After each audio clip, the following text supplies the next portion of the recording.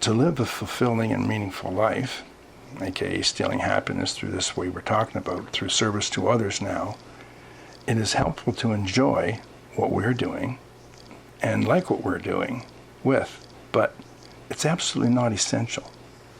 Listen to this. What is essential is valuing others and also valuing who you are. Valuing is to unconditionally appreciate who the person is beyond their PFP persona.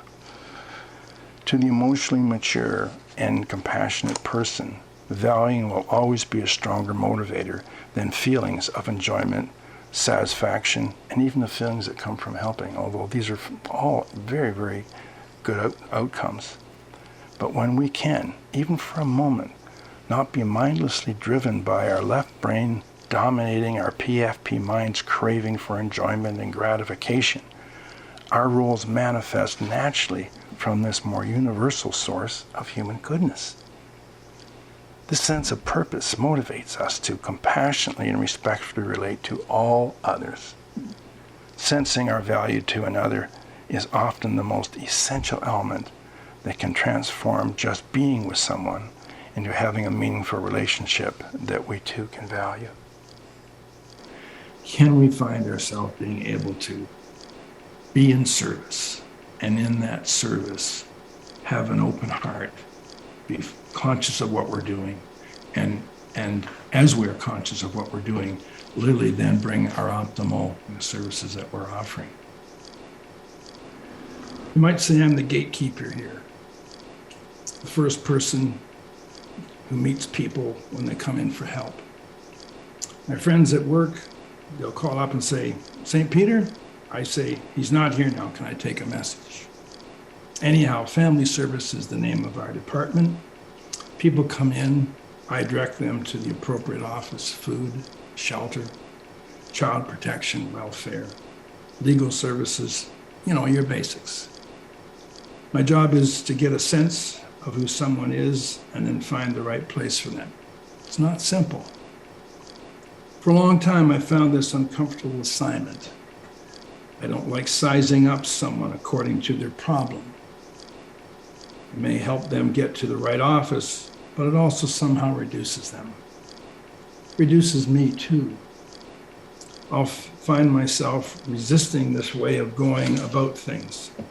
But I had an experience once which just changed my way of thinking about it.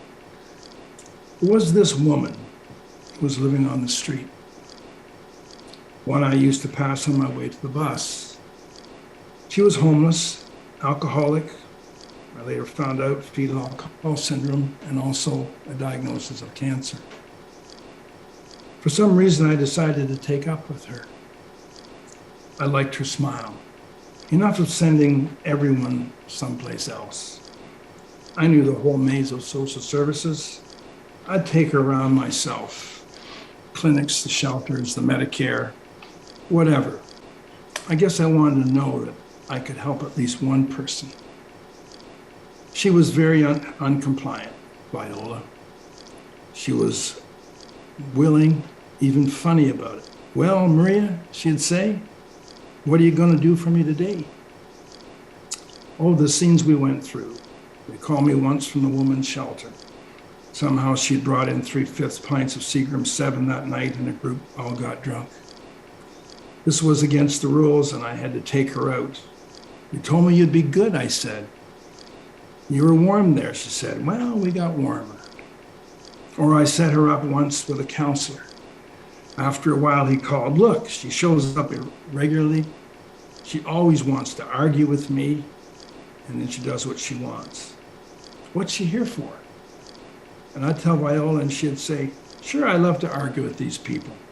He wants to talk about my childhood all the time, but he doesn't even remember what childhood was like himself. Trust me, Maria." And I did. I'd have to laugh.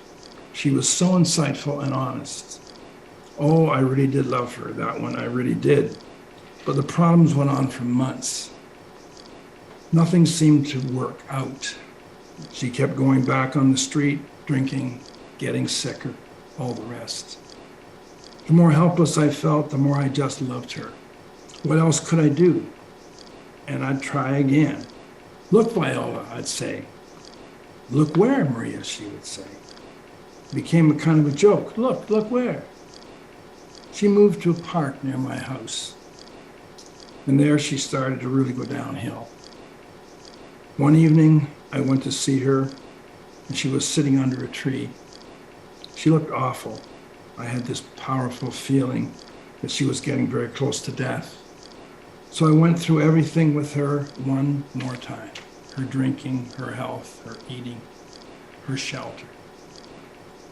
She could come live with me. I'd reached that point. She just listened and finally said, "You know, dear, there's nothing you can do for me anymore." And I saw she was right. I just saw that, and I heaved a big sigh and just let go.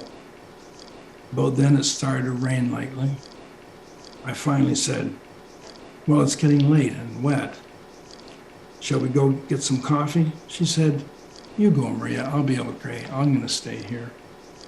I said, "Yeah, well, I'll see you later then." But somehow it felt to both of us like I wouldn't. I went to the bus and I was crying on the bus. I felt just brokenhearted. I felt there was something else. I didn't know what. Then this thought came to me, that she was out there alone in the rain. Just that. So I got off the bus and took another bus back and went into the park with a newspaper on my head. I must have looked pretty funny. She was under the tree. She looked up at me. I sat down. She said, "What are you doing here?" I said, nothing really. I just felt like being with you a little more." She said, "Okay." So we sat in the rain. There we were. It was relatively dry because it was a big sycamore tree. I told her about how my father taught me to identify trees with their bark and how I loved trees and nature and felt happiest there. She told me about the desert. She used to live in Arizona. Her favorite place was the desert. It was so peaceful there. We watched the rain. We watched how the squirrels ran around and the last few people scurrying out. We watched how the park looked with no one in it. Some birds, a stray dog.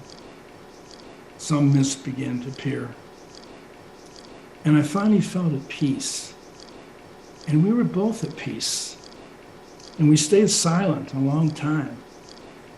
I felt such love. She walked me to the bus.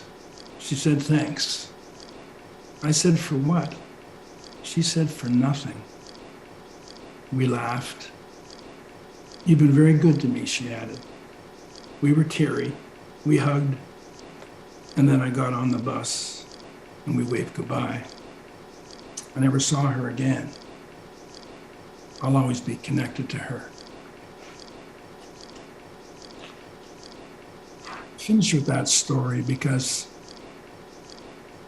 many of the people who we work to support, work hard to support,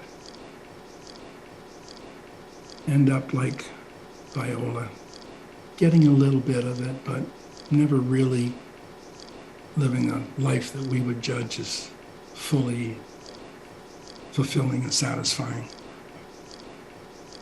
And although there was nothing that Maria could do for that person, because she connected with that person, there was a great deal she was doing.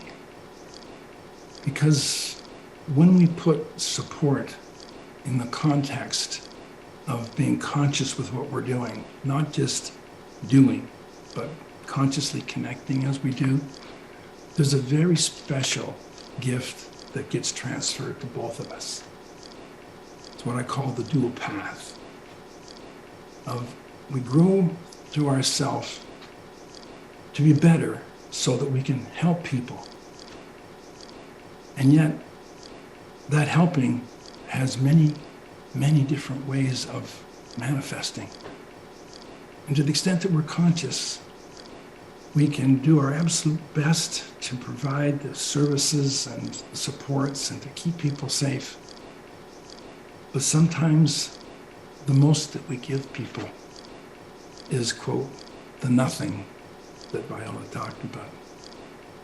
When we drop our roles as supporters, they drop their role as supported. And when those roles fall away, now we can get connected.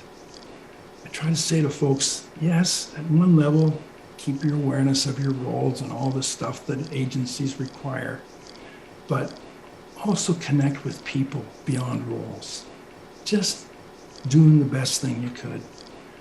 When things don't turn out, just being present with that, and experiencing the frustration mindfully, and renewing ourselves to do something else.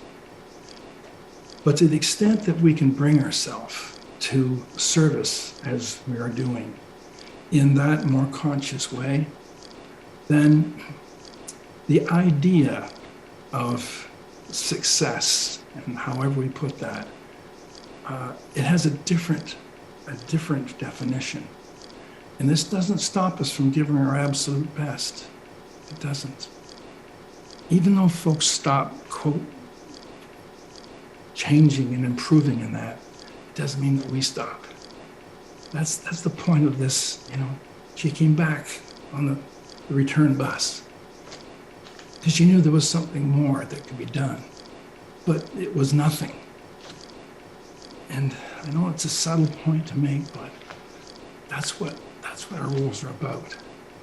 Do our absolute best, and we use the resources as best we can, and we're creative, and we draw on as many people as we can, but ultimately do not leave your conscious connecting on the sideline.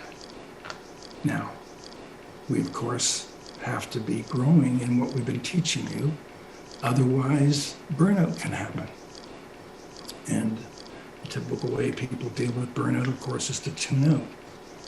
And I'm sharing with you that there is a place, I'll even use the word sacred place, that's not going deep into something that it just gets into every part of our being, and our ego is so involved, and we just get torn apart with, quote, the lack of progress.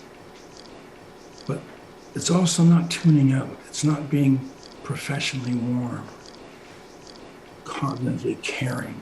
It's not that. There's a place that we can meet when we leave a lot of our stuff behind as a result of our growing in consciousness and caring, unconditional caring. There's a place that will just show up for you. You don't need to go looking for it. You do the practices we've been giving you. You will just be in this place where you will be giving people maybe more than they've ever had in their life, even though they're still living in a part.